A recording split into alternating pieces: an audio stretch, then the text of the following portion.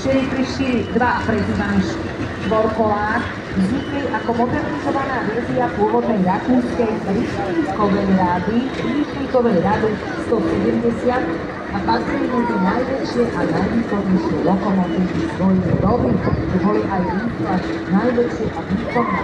Tento konkrétny stroj radu 434-2 v roku 1917. Takže je tu na rušnej paráde najstarší rušňom vo vyrobený v pražskom závode prvej českomoravskej továrne na stroje a dodaný rakúskym štátnym dráhám. Pôvodne sú označenie 170-560.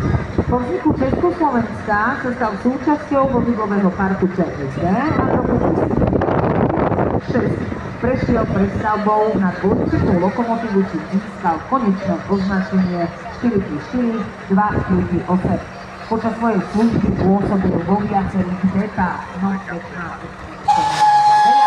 ale hlavne v Českej republike, čiže v Česku, keď sa nám aj popravil a v októbri a v tom Česku do roku 1968 tvoril základ nákladnej dopravy, bol veľmi dôležitý. V októbri 1977 bol definitívne odstavený prevádzky a v decembri 1979 zrušený.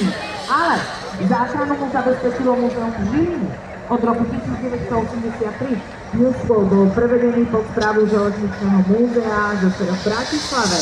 V roku 2003 bol rušeň odovzdaný klubu historických koľajových vozidiel v Rusňovom DPH.